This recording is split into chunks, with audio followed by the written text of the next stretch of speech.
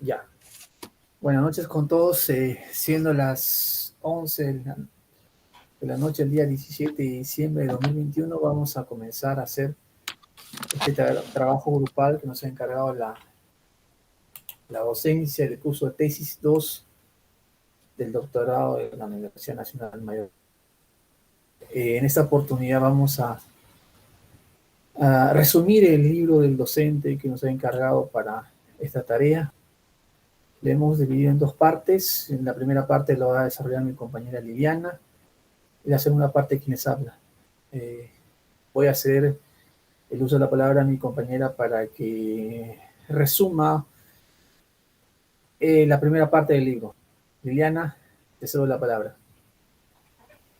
Buenas noches, compañero. En esta primera parte del libro, básicamente se toca el tema de la tesis interdisciplinaria de derecho y el autor aborda el problema de que existen muchos abogados pragmáticos que se pretende resolver todo con lo que es la norma, ¿no? La exégesis, y deja de lado el tema de la interdisciplinariedad, que un investigador tiene que tomar en cuenta otras ramas del derecho, como el derecho constitucional, la filosofía del derecho, el derecho ambiental, como otras disciplinas también que le van a servir para poder desarrollar su trabajo de investigación, como la ética, la sociología, la antropología, la ciencia política, la historia, el cine, la literatura. El libro nos dice, en el libro se indica que el derecho tiene que ajustarse a las demandas sociales de la justicia y equidad de una sociedad plural y democrática. El autor termina este primer capítulo relacionado a lo que es el tema de la tesis interdisciplinaria de derecho, indicando que la interdisciplinariedad es el futuro y el motor principal de una tesis de derecho, que eso es a lo que debe apuntar un investigador. En un capítulo 2 desarrolla lo que es el tema de conceptuar, juzgar y razonar, ¿no? La capacidad de conceptualizar, de juzgar y razonar, que deben ser los motores que debe guiar a cada investigador, que se ha perdido esa capacidad de razonamiento, de tener ideas propias y de empezar de conceptos cero a efectos de conceptualizar un problema, ¿no? Y que eso es a lo que se busca, que se tiene que ser un poco más crítico.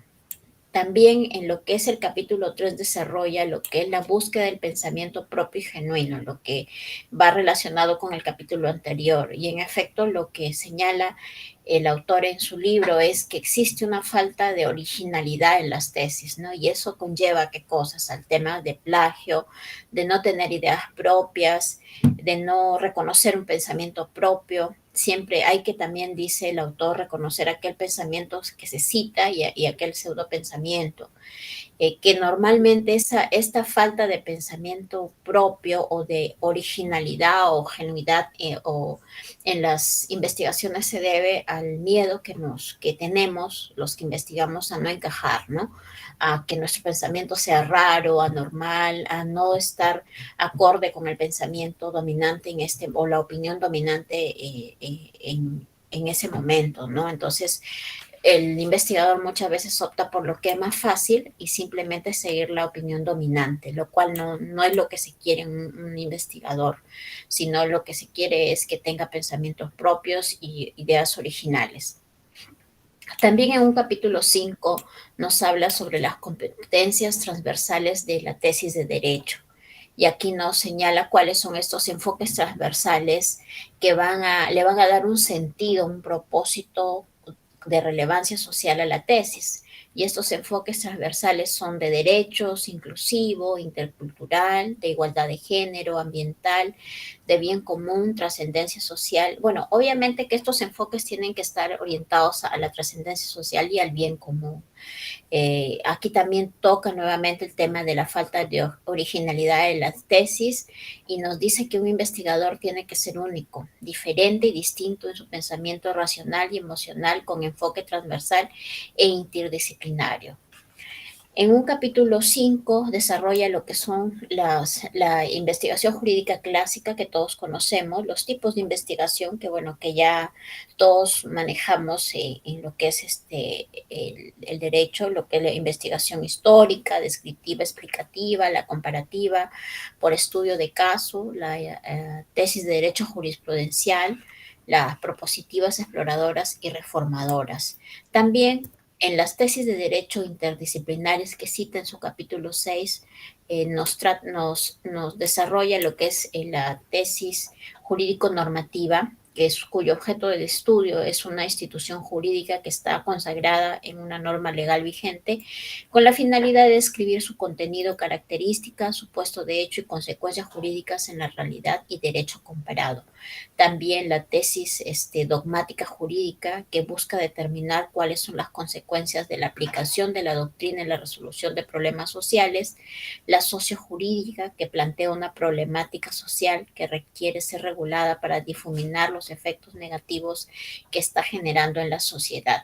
En este capítulo también aborda lo que es la estructura de una tesis de derecho interdisciplinaria, que básicamente es lo que nosotros venimos desarrollando en este curso de tesis 1 y tesis 2, que empieza con el título, el planteamiento del problema, la formulación del problema, la hipótesis y todo lo que ya hemos venido desarrollando. Finalmente, en la parte que me ha tocado desarrollar, también aborda en el capítulo 7 lo que es la metodología de la investigación jurídica, y aquí nos indica cuáles son esos métodos que nos sirven para un trabajo de investigación, como el exegético, el dogmático, interdisciplinario y experimental, el histórico y descolonizador del derecho, y el análisis económico del derecho, ¿no? Sin embargo, cuando toca el tema del análisis económico del derecho, sí me voy a permitir citar al autor, en el cual señala que desde una tesis, desde el enfoque de análisis económico, históricamente ha descuidado el enfoque de derechos e interculturalidad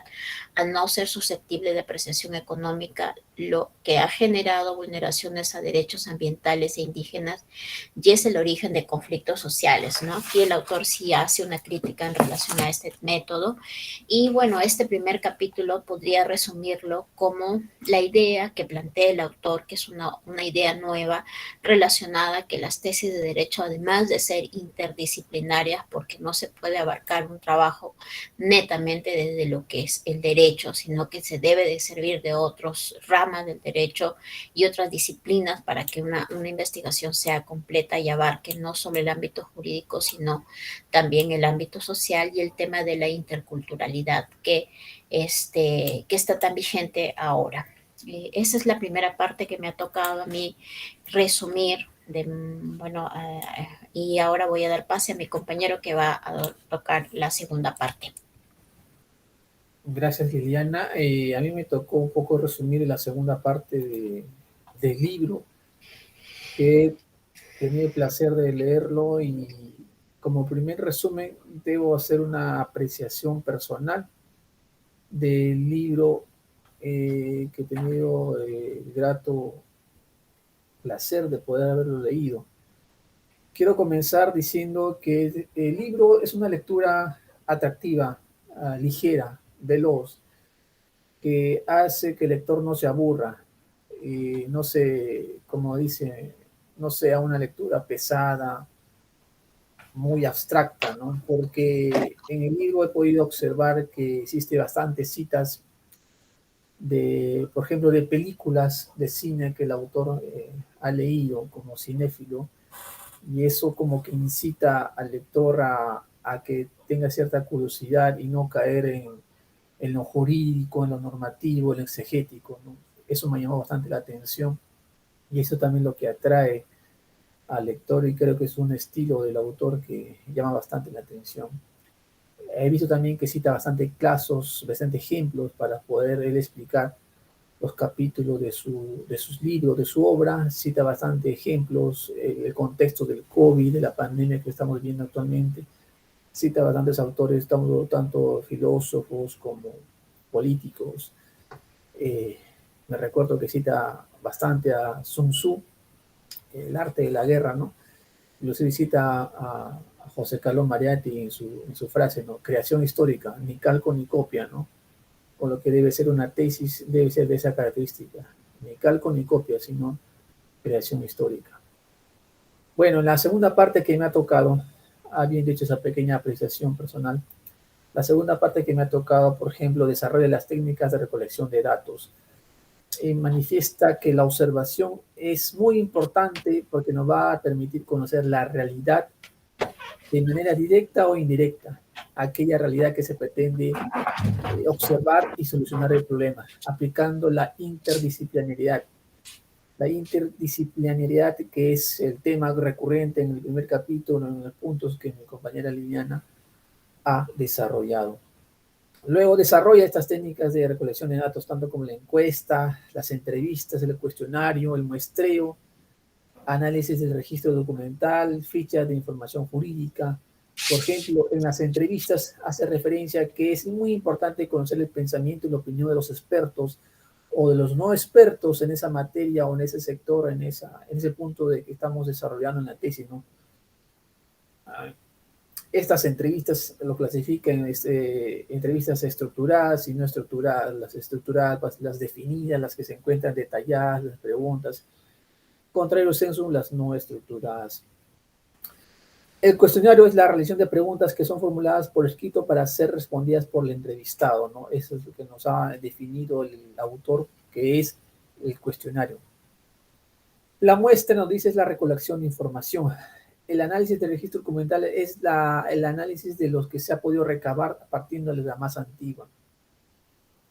Ahora, en las fichas de información jurídica es una de las clásicas fuentes de técnica de recolección, nos dice el autor, y nos permite ayudar, nos permite apuntar las ideas claves de la información que se viene recopilando. Los mapas mentales, hace referencia al autor, que nos permite graficar los procesos mentales que se rigen por principios y pueden ser útiles para graficar nuestro marco teórico. Entiendo que si nosotros queremos graficar, queremos visualizar las ideas principales de nuestra tesis, podemos utilizar los mapas mentales, y es inclusive algo que nos recomienda el autor, utilizar bastante los mapas mentales. Ahora, cuando toca el tema de la búsqueda de la base de datos, ¿dónde buscar la base de datos? El autor nos recomienda que podemos buscar en Internet o referirnos o remitirnos a otras tesis que también han desarrollado investigación similar a la nuestra, y ahí podemos ver cuál es su base de datos de este tesista, de dónde se ha recogido, del Internet, de noticieros, etcétera, etcétera, ¿no? Ahora, en otro capítulo nos da técnicas y consejos para escribir bien. Y una frase que me quedó muy grabado es esto, ¿no? Cada párrafo escrito de la tesis es como un ladrillo, dice, ¿no? Cada párrafo es como una idea, como un ladrillo que poco a poco va a construir la tesis, las conclusiones, la idea principal de la tesis, ¿no? Hace referencia a que existe 5 grandes formas de organizar nuestras ideas: la deductiva, inductiva, analítica, sintética y la cronológica. Esas 5 formas de organizar nuestras ideas es la recomendable en nuestra manera de escribir, en nuestra manera de redactar la tesis, con la premisa principal de que cada párrafo expresa una idea principal. Es como un desarrollo lógico, partiendo de lo general a lo particular o de lo particular a lo general, lo analítico, lo sintético, ¿no? O lo cronológico, como dice el autor. Habla de los tipos de conectores que existen, los tipos de párrafos, la introducción, desarrollo y conclusiones. Me hace referencia a que no basta con argumentar, sino llevar a la práctica para la solución de problemas. El autor también hace referencia, pues, que no basta escribir bien, sino llevar el problema a una solución práctica, llevar los problemas a una solución práctica, porque lo contrario sería simplemente un trabajo exegético, ¿no? Que no tiene una solución práctica en la realidad. ¿Dónde se encuentra el tema de la tesis? Él hace referencia a recomendaciones. ¿Dónde podemos encontrar temas para nuestra tesis? Él recomienda buscar internet, noticieros, quizás películas, etcétera, que podemos nosotros encontrar un tema que nos llame la atención. El área o campo de estudio nos recomienda que debemos desarrollar nuestro trabajo de investigación, nuestra tesis, en el área o en el campo de estudio que más nos sintamos cómodos y donde tenemos cierta especialidad, cierta experiencia en ese campo, y no abandonarlo, no abandonar si no llegamos a resultados buenos, ¿no? tenemos que ser consecuentes con la especialidad a la cual nosotros nos hemos abocado. Este campo, esta especialidad que le escojamos, debemos conocerlo, debemos dominarlo. Así dice el autor, sacaremos cierta ventaja en relación a la especialidad con respecto a otras tesis o a otras personas que pretendan cuestionar nuestra tesis, ¿no? Y dice que debemos fijarnos un plazo para desarrollar la tesis, para acabar la tesis. De lo contrario, esa tesis va a ser eterna, no habrá de nunca acabar, y eso puede generar frustración también en el tesista de nunca acabar esta tesis, ¿no? El autor hace referencia, pues, que uno debe tener cierta disciplina para cumplir esos plazos y cumplir con los objetivos de esa tesis. Elección del título. El autor nos recomienda que el título debe ser preciso y diáfano, que refleje el objetivo de la tesis. Dice, ni muy largo, ni muy escueto, ni muy breve tampoco.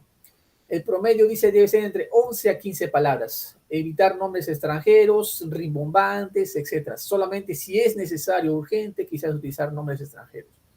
Pero por lo general no. Debe ser claro y preciso el título de la tesis. Ni muy extenso, ni muy corto. En el punto de delimitación y formulación del problema, él hace referencia a que el problema que nosotros escogemos debe ser acorde al tiempo que debemos utilizar para solucionar ese problema, para investigar ese problema. No podemos abocarnos a un problema que va a ser de difícil o prolongado estudio o de prolongada inversión que no llegamos a la solución o al término de esa tesis. Nos propone también criterios para elección del problema. Nos hace preguntas como, por ejemplo, dice, la tesis debe ser trascendental. Esta tesis, al decir que es trascendental, el autor nos dice que esta tesis debe proponer soluciones o reflexiones que rebasen a una simple reforma legal, a un cambio de normas. Debe rebasar, debe trascender eso.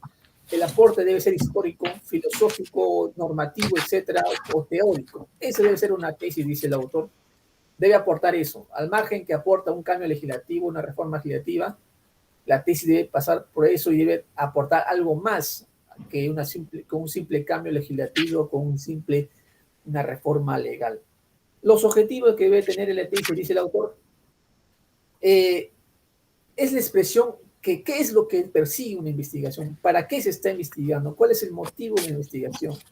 Y estos objetivos deben expresarse a través, utilizando verbos en infinitivo, ¿no? Determinar, cuantificar, establecer, etcétera, etcétera, ¿no?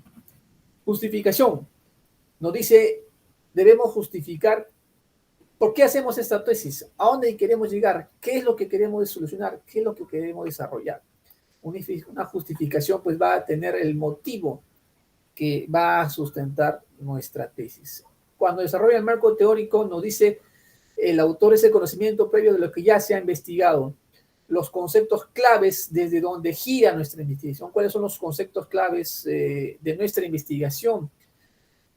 Para eso, el autor dice que se debe comprender dos etapas: revisión de la literatura y la toma de posición de una de ellas o desarrollar una nueva. Si desarrollamos, por ejemplo, el tema de la responsabilidad ambiental, como yo lo estoy haciendo, sería, en primer lugar, revisar toda la literatura de ese tema de la responsabilidad ambiental y luego tomar una posición, la responsabilidad ambiental autónoma, la responsabilidad ambiental clásica, etcétera, ¿no? Ese es el marco teórico. Cuando desarrolla el estado de arte o estado de la cuestión, hace referencia a que ya debe realizarse un diagnóstico sobre el problema objeto de investigación, su contexto y sus antecedentes. Ya vamos a diagnosticar lo que es el problema, cómo está el problema, su contexto, sus antecedentes. Ya no simplemente desarrollar conceptos como el marco teórico, sino hacer el diagnóstico de estos conceptos del problema, ¿no? Luego nos habla del marco normativo, que es muy importante tener el marco normativo de tu trabajo de investigación, inclusive las normas derogadas que han conllevado como antecedente de ese marco normativo, ¿no? También nos habla de un marco institucional. La tesis debe tener un marco institucional. Desarrollar brevemente las instituciones públicas o privadas que se encargan de aplicar las normas desarrolladas en el marco normativo, en nuestra tesis. Debe haber un marco institucional. También desarrollar un poco de las hipótesis, los tipos de hipótesis que existen, requisitos para ser considerado una hipótesis, la hipótesis conceptualizada como una respuesta provisional al problema. Nos habla también de las variables como los elementos constitutivos de la hipótesis. Nos pone inclusive ejemplo de hipótesis y ejemplo de variables. Los indicadores, ¿qué son los indicadores? Como la medición de los resultados en la tesis especialmente cuantitativas y experimentales. La matriz de consistencia también nos habla el autor como un documento de planificación que tiene el investigador, contiene una síntesis de los elementos que contiene tu tesis, las hipótesis, variables, indicadores, el método, los objetivos, el problema. Eso es la matriz de consistencia, dice el autor. El resumen de todo lo que contiene tu tesis en hipótesis, variables, indicadores, objetivos, problemas, etcétera, etcétera. Eso es lo que es una matriz de consistencia.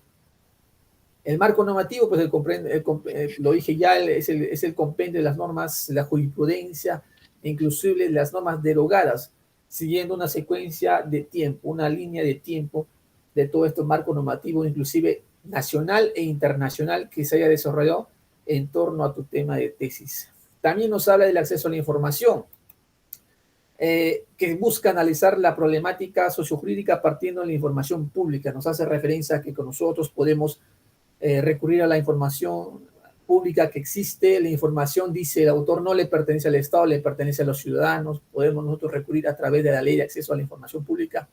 La información que puede dar cierta solidez o cierta seriedad a nuestro trabajo.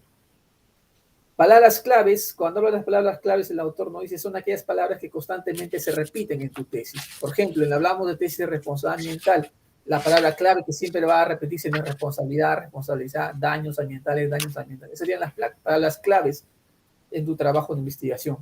El sumario también habla de referencia al sumario. ¿Qué debe ser el sumario? Como un resumen de tu tesis.